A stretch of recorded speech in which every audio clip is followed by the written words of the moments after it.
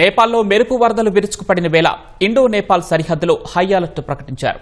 సహాయ పునరావాస చర్యల కోసం 18 సశస్త్ర సీమాబల్ బృందాలను రంగంలోకి దించారు.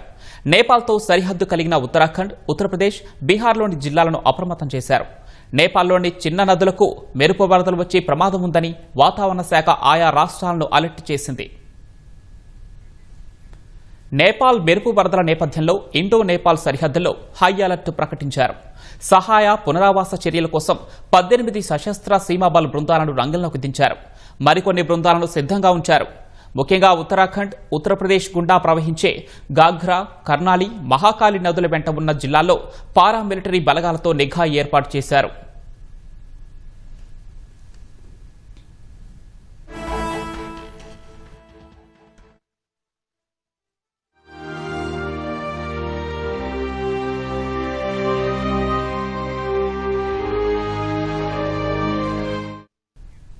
నేపాల్తో సరిహద్దు కలిగిన బీహార్లోని పలు జిల్లాలను హై అలర్ట్ చేశారు. గండక్ నదిలో ప్రవాహం పెరిగి ప్రమాదం ఉండటంతో ప్రజలను అప్రమత్తం చేశారు. వాల్మీకి నగర్లోని గండక్ బ్యారేజీ వద్ద 36 గేట్లను ఎత్తి 86,000 క్యూసెక్ల నీటిని దిగువకు విడుదల చేశారు. సరిహద్దు జిల్లాలైన పశ్చిమ చంపారణ్, తూర్పు చంపారణ్, గోపాల్గంజ్, సరన్, వైశాలి, ముజఫర్పూర్, సీతామర్హి, శివహర్ జిల్లాల్లో నిఘా ఏర్పాటు చేశారు. గోపాల్గంజ్, బెటియా జిల్లాలకు ఎన్డీఆర్ఎఫ్ బృందాలను తరలించారు. ముజఫర్పూర్లో మరో బృందాన్ని సిద్ధంగా ఉంచారు. బీహార్ సీఎం సామ్రాట్ చౌదరి తాజా పరిస్థితిపై ఉన్నతాధికారులతో సమీక్షించారు.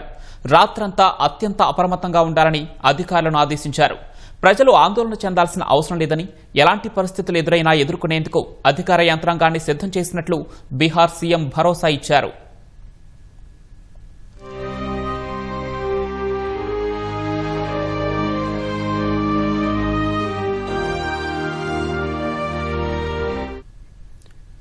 నేపాల్తో సరిహద్దు కలిగిన యూపీలోని మహారాజ్గంజ్ పక్కనే ఉన్న కుషీనగర్ జిల్లాలను అప్రమత్తం చేశారు.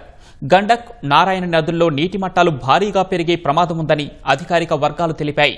నదీ పరివాహక ప్రాంతాలను నిరంతరం పర్యవేక్షించాలని, ప్రజలకు ఎలాంటి ఇబ్బందులు కలగకుండా ముందస్తు చర్యలు చేపట్టాలని సీఎం యోగి ఆదిత్యనాథ్ ఆదేశించారు.